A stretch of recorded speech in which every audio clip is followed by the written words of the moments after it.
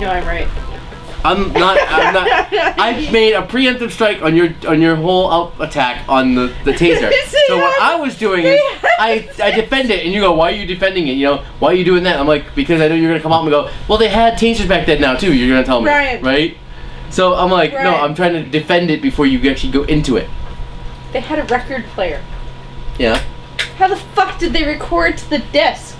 It wasn't a disc. The thingy, the record. The record player that had a disc. How did they record? CDs, if you will. How did they record to the record?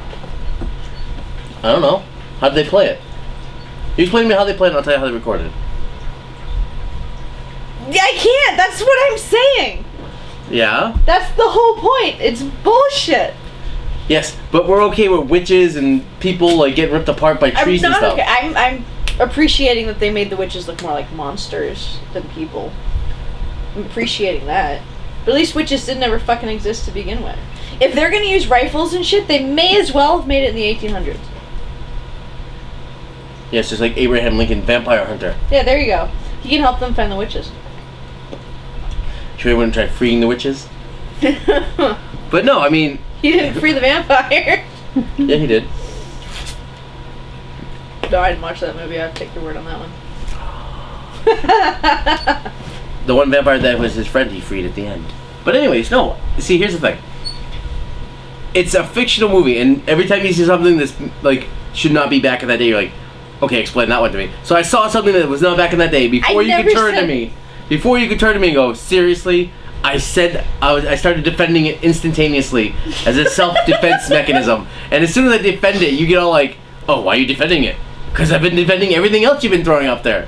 A rifle. Well, how do they have this? It's a fictional movie. Come on. Well, all right, well, what about this? It's a fictional movie. Come on. Oh, but why do they have a taser? Oh, because it's made with parts from that day. I said at least they could have used, at least they have it where they have parts from back then. So it's more feasible than all the other stuff. So why would they bother to do that on the taser and not the fucking rifle? Because the bazooka shotgun, whatever. That is some very powerful sort of shotgun. That's not a little pistol. They don't even explain what it shoots. Huh? They don't even explain what it shoots or how it works. No, they don't. You never see them reload it. Yeah. It could be magic. The semi-automatic fucking crossbow that generates its own arrows. You haven't even seen the Gatling gun yet. You're telling me they have a Gatling gun?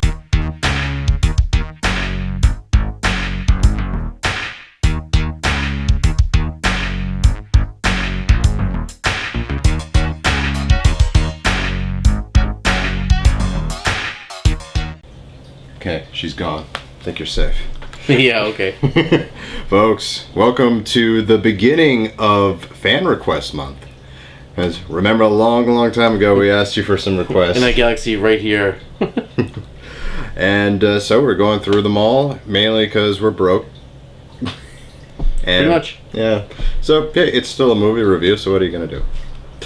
Anyway, this week we saw Hansel and Gretel as requested by Curtis Drinkwater. So, what did you think, buddy? Well, I own it, so I like the movie. You know, was it a gift or did you buy it? I bought it. Okay. You automatically now know that Malcolm didn't really care for it a whole lot. Okay, I'll put it on par with something like Shoot 'Em Up. Yeah, it's a for fun fact. Let's go through the story real quick before we go taking it apart, as some of us got a head start on. It's essentially a spin-off on the whole Hansel and Gretel story, except it asks the question, what if they became badasses? And it's a pretty interesting answer. Hansel and Gretel, they both they now hunt witches for a living, which I guess business is good because there's quite a few of them. And not only that, they're apparently the smartest people who ever lived because they invent quite a bit of stuff. Actually, they don't say that they invented them. They don't ever explain where they get like all their stuff. Okay, well, keep in mind, for lack of a better time period, this is around medieval times. Can we agree, disagree on that? they did not have silverware in medieval times, therefore there's no silverware in medieval times, but they had Pepsi. Okay, it's before medieval times. Even better. And they have such things as homemade tasers, they have shotguns, they have crossbows with automatic capabilities, also have the ability to split and shoot simultaneously, they have grenades, and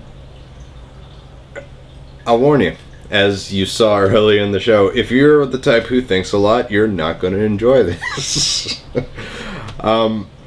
However, this would be a good movie to watch with some friends while with a couple of drinks, or if you're just in the mood for like a popcorn flick. Now, onto my idea of the movie. Mm-hmm. It's a fun movie, you know, it is. It's got good action in it. And the heroes aren't like these people that walk in and like, alright, you're all dead. Not a scratch on us. They get beat up, they get thrown around, you know, and you don't see that too many in movies where like the hero is like this person that just gets beat the piss out of all the time. I do want to comment on the fight scenes in this movie.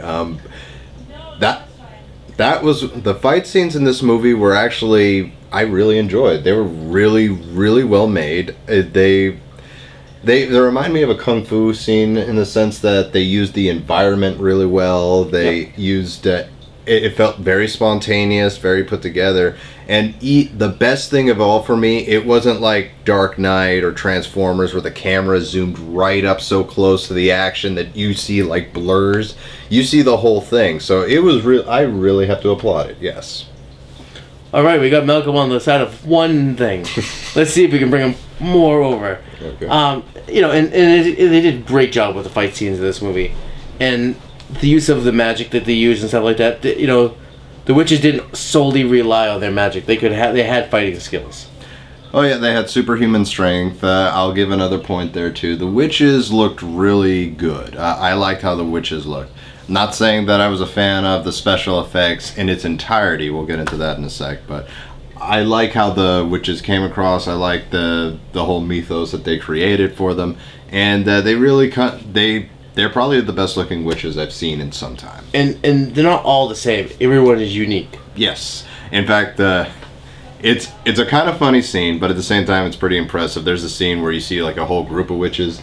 You see an Oriental witch, you see an Indian witch, you see an African witch, and they all have their own unique attributes. It's not like black gown, pointy dress, and even like I love that black gown, pointy dress, pointy hat. Excuse me, and even their, for lack of a better term, broomsticks or whatever they use to fly. They're all unique and different per witch. So yeah, very much agree with you there. Another thing, you know, they all had one goal, and you know they were going towards that goal, and the way it all came about and turned around was well written. I mean, usually you have like, oh, at this time this has to happen, and then like it's just like it is now time, we're doing it. You know, they have a build up to it, and you know with a lot of these movies, the build up isn't always that great. Like they stray from it in a lot of movies. Like you see the build up at the beginning, and they're going, and then like halfway through it like veers off another direction, and then near the very end it comes back and like, oh yeah, that's what they were doing.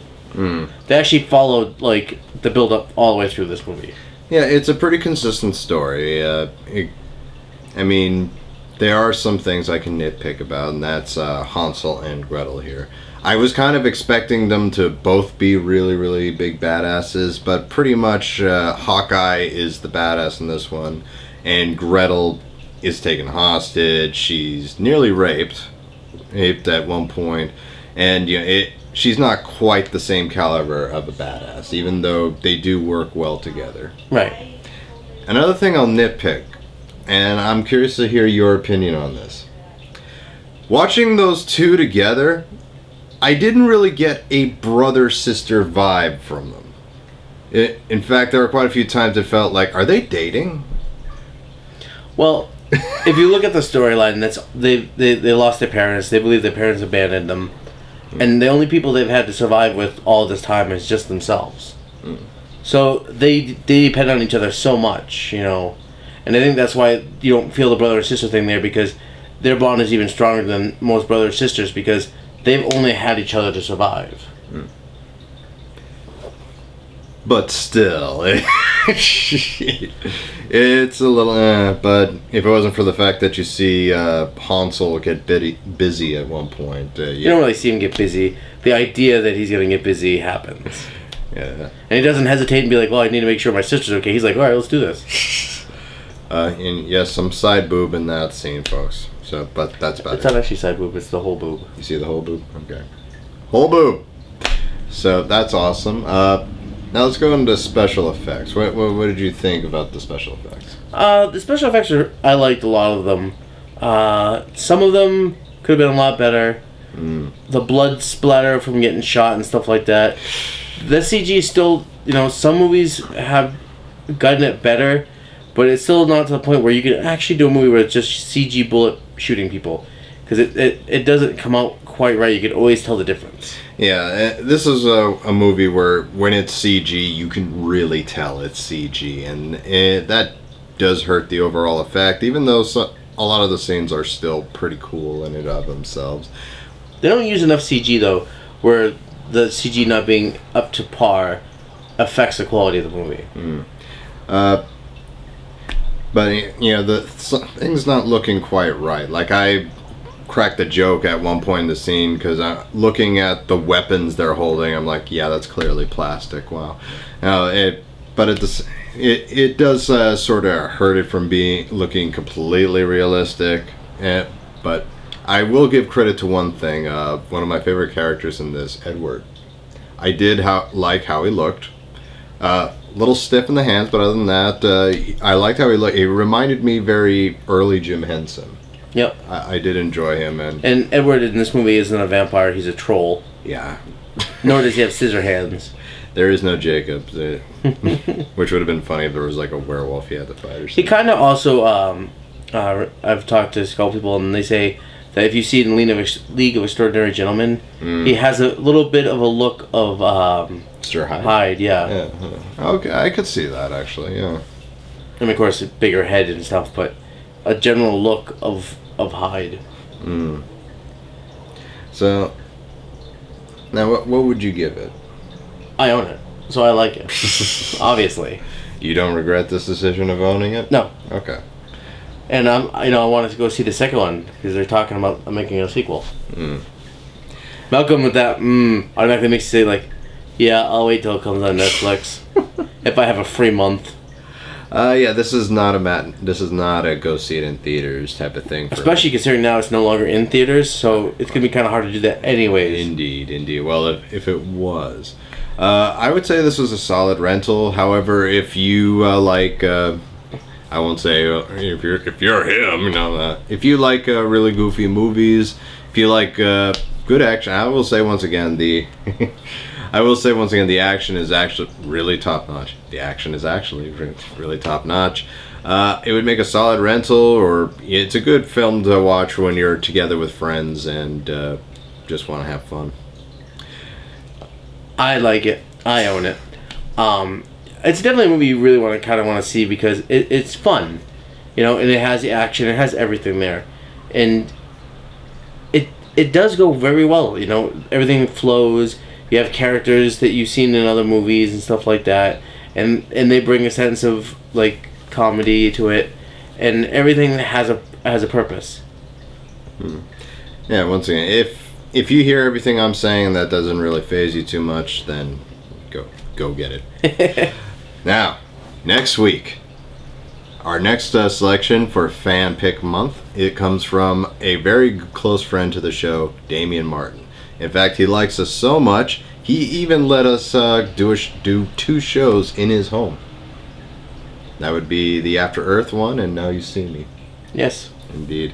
And that would be The Amazing Spider-Man. If you thought we were in dispute now, wait till we watch The Amazing Spider-Man. Do you own that one?